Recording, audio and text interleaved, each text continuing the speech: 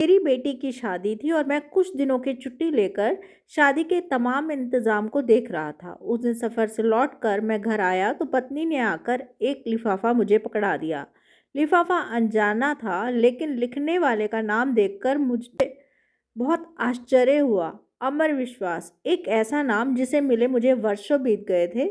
मैंने लिफाफा खोला तो उसमें $1,00,000 का चेक और एक चिट्ठी थी। इतनी बड़ी राशि, वह भी मेरे नाम पर। मैंने जल्दी से चिट्ठी खोली और एक सांस में ही सारा लेटर पढ़ डाला। लेटर किसी परी कथा की तरह मुझे अचंभित कर गया था।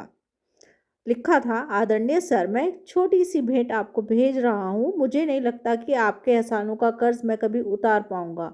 ये उपहार मेरी अनदेखी बहन के लिए है। घर पर सभी को मेरा प्रणाम। आपका अमर। मेरी आंखों में वर्षों पुराने दिन सहसा किसी चलचित्र की तरह तैर गए। एक दिन मैं चंडीगढ़ में टहलते हुए एक किताबों की दुकान पर अपनी मनपसंद पत्रिकाएं उलट पलट रहा था कि मेरी नज़र बाहर पुस्तकों के एक छोटे से ढेर के पास खड़े एक लड़के पर पड़ी। वह पुस्तक की दुकान में घुसते हर व्यक्ति से रिक्वेस्ट कर और कोई रिएक्शन ना मिलने पर वापस अपनी जगह पर जाकर खड़ा हो जाता। मैं काफ़ी देर तक यह नज़ारा देखता रहा। पहली नज़र में यह फुटपाथ पर दुकान लगाने वालों द्वारा की जाने वाली सामान्य सी व्यवस्था लगी, लेकिन उस लड़के के चेहरे की निराशा सामान्य नहीं थी। वह हर बार नई आशा के साथ अपनी कोशिश करता और फिर वही निराशा। मैं काफ़ी देर तक उसे देखने के बाद अपनी उत्सुकता दबा नहीं पाया और उस लड़के के पास जाकर खड़ा हो गया। वह लड़का कुछ सामान्य सी साइज की पुस्तकें बेच रहा था। मुझे देखकर उसमें फिर उम्मीद का संचार हुआ और बड़ी ऊर्जा के साथ उसने मुझे बुक्स दिखानी शुरू कर दी। मैंने उस लड़के को ध्यान से देखा। साफ सुथरा चेहरा और कॉन्फिडेंस, लेकिन पहनावा बहुत ही साधारण। ठंड का मौसम था और वह केवल एक हल्का सा स्वेटर पहने हुआ था। बुक्स मेरे किसी काम की नहीं थी, फिर भी मैंने जैसे किसी सम्मोहन से बनकर उससे पूछा, बच्चे ये सारी बुक्स कितने की हैं? आप कितने दे सकते हैं सर? अरे कुछ तुमने सोचा तो होगा। आप जो दे देंगे। लड़का थोड़ा निराश होकर बोला, तुम्हें कितना चाहिए? उस लड़के ने अब यह समझना शुरू कर दिया कि मैं अपना समय उसके साथ गुजार रहा हूँ। 5,000 रुपये। यह लड़का कुछ कड़वाहट में बोला, इन पुस्तकों का कोई 500 भी दे दे तो बहुत है। मैं उसे दुखी नहीं करना चाहता था, फिर भी अनायास मुंह से निकल गया।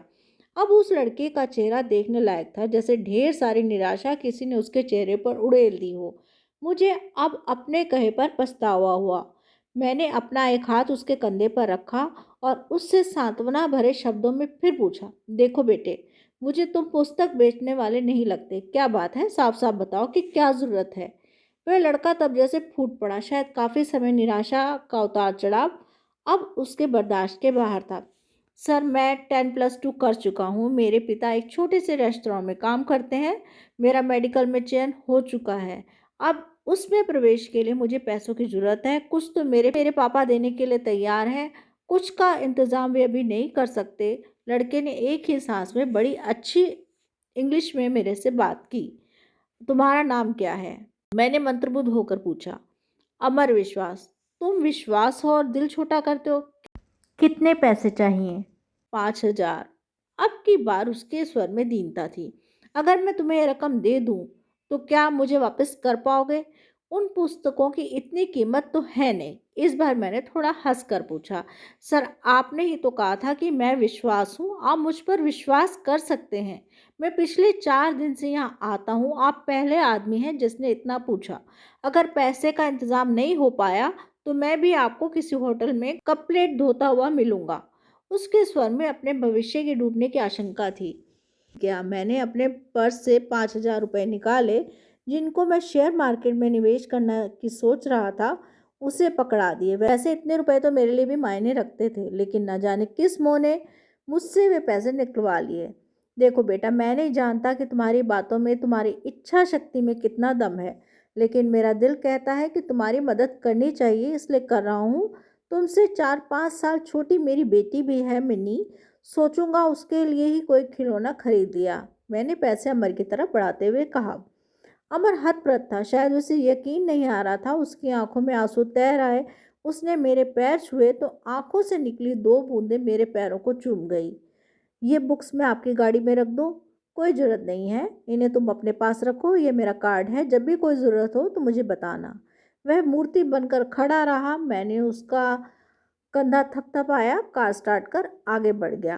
कार को चलाते हुए वह घटना मेरे दिमाग में घूम रही थी और मैं अपने खेले हुए जुए के बारे में सोच रहा था, जिनमें अनिश्चितता ही ज़्यादा थी। कोई दूसरा सुनेगा तो मुझे एक भावुक मूक से ज़्यादा कुछ नहीं समझेगा। अतः मैंने यह घटना किसी को न बताने का फैसला किया। दिन हवा होते गए। उसका संक्षिप्त सा लेटर आता जिसमें 4 लाइनें होती, 2 मेरे लिए और एक अपनी पढ़ाई पर और एक मिन्नी के लिए, जिसे वह अपनी बहन बोलता था। मैं अपनी मूर्खता दोहराता रहा और उसे भूल जाता। मैंने कभी चेष्टा भी नहीं की कि उसके पास जाकर अपने पैसे का उपयोग देखूं। ना कभी वह मेरे घर आया। कुछ साल तक यही क्रम चलता रहा। एक दिन उसका लेटर आया कि वह हाई एजुकेशन के लिए ऑस्ट्रेलिया जा रहा है। स्कॉलरशिप के बारे में भी बताया था और एक लाइन मिनी के लिए लिखना वह अब भी नहीं भूला था। मुझे अपनी उस मूर्खता पर दूसरी बार फक्र हुआ। बिना उस पत्र की सच्चाई जाने समय पंख लगाकर उड़ता रहा। अमर ने अपनी शादी का कार्ड भेजा। वह शायद ऑस्ट्रेलिया में ही बसने के विचार में था। मिनी भी अपनी पढ़ाई पूरी कर चुकी थी। एक बड़े परिवार में उसका रिश्ता तय हुआ था। अब मुझे मिनी की शादी लड़के वालों की हैसियत के हिसाब से करनी थी। शादी के प्रबंध के लिए ढेर सारे पैसों का इंतजाम, उधेड़पुन और अब वह चेक। मैं वापस अपनी दुनिया में लौट आया। मैंने अमर को एक बार फिर याद किया और मिनी की शादी का एक कार्ड अमर को भी भेज दिया। शादी की गहमा गहमी चल रही थी। मैं और मेरी पत्नी व्यवस्थाओं में व्यस्त थे और मिनी अपनी सहेलियों में एक बड़ी सी गाड़ी पोर्च में आकर रुकी। एक संभ्रांत से शख्स के लिए ड्राइवर ने गाड़ी का गेट खोला तो उस शख्स के साथ उसकी पत्नी, जिसकी गोद में एक बच्चा था, भी गाड़ी से बाहर निकले। मैं अपने दरवाजे पर जाकर खड़ा हुआ तो लगा कि उस व्यक्ति को पहले भी कहीं देखा है। उसने आकर मेरी पत्नी और मेरे पैर छुए। सर, मैं अमर। मेरी पत्नी अचंभत सी खड़ी थी। मैंने बड़े गर्व से उसे सीने से लगा लिया। उसका बेटा मेरी पत्नी की गोद में घर सा अनुभव कर रहा था। मिनी अब संशय में थी। अमर अपने साथ ढेर सारे गिफ्ट लेकर आया था। मिनी को उसने बड़ी आत्मीयता से गले लगाया। मिनी भाई पाकर बड़ी खुश थी। अमर शादी में एक बड़े भाई की रस्म हर तरह से निभाने में लगा रहा। उसने ना तो कोई बड़ी जिम्मेदारी मुझ पर डाली और ना ही मेरे चाहते हुए मुझे एक भी पैसा खर्च करने दिया। उसके भारत के आज के दिन जैसे पंख लगाकर उड़ गए। इस बार अमर जब ऑस्ट्रेलिया वापस लौटा तो एयरपोर्ट पर उसको विदा करने के लिए न केवल मैं बल्कि मेरी पत्नी, मिन्नी, सभी की आंखें नम थी। हवाई जहाज ऊंचा और ऊंचा आकाश को छूने चल दिया और उसी के साथ साथ मेरा विश्वास भी आसमान छू रहा था।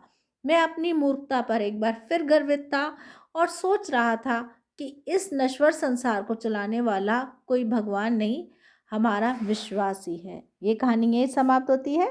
धन्यवाद।